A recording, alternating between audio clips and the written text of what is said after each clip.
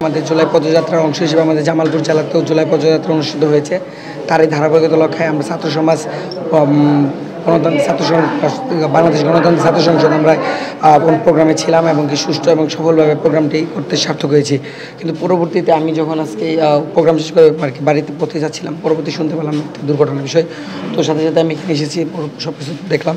আমাদের যে উপরে যারা আছে সবাইকে জানানো হয়েছে। এখন পরবর্তী সিদ্ধান্তগুলো তারাই নেবে। ওকে মেরে মেরে রাস্তা থেকে এই পাশ থেকে ওই পাশে নিয়ে যায়। সেখানে পুলিশ থাকা সত্ত্বেও, সেখানে প্রোটেকশন থাকা সত্ত্বেও তারা আমাদের মানে প্রোটেকশন থাকা সত্ত্বেও তারা তাকে রেস্কিউ করার জন্য এগিয়ে আসছিল না। বরঞ্চ আমাদের একজন দায়িত্ববান পুলিশ অফিসার তিনি আমাদের কিছু পোলাপান সেখানে হামলাটাকে প্রতিবাদ করতে গেলে তাদেরকে আটকে বলে কি হয়েছে আমাকে বলো, পিছন থেকে ওরা পালিয়ে যায়। কিন্তু তারা আমাদেরকে ধামাচাপা দিয়ে জিনিসটাকে সলভ করার জন্য চেষ্টা করতেছিল।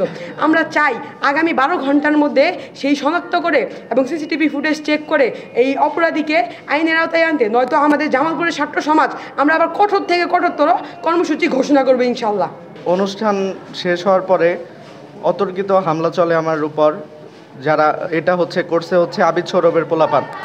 আবিদ সৌরভ হচ্ছে বৈষম্য বিরোধী ছাত্র আন্দোলনের সদস্য সচিব সাবেক।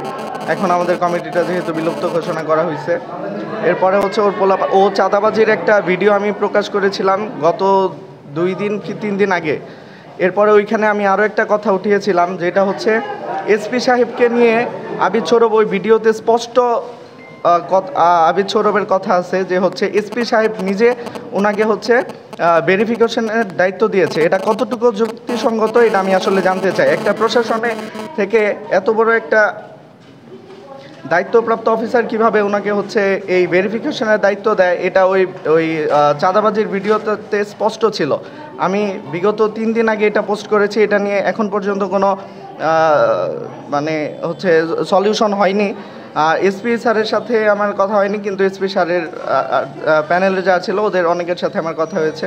ওনারা বলছে ব্যাপারটা সলভ করবে। ইভেন আমি এসপি স্যারকে নিয়ে একটা পোস্ট করেছিলাম, যেটা আমাকে ওইটা ডিলিট করানো হয়েছে।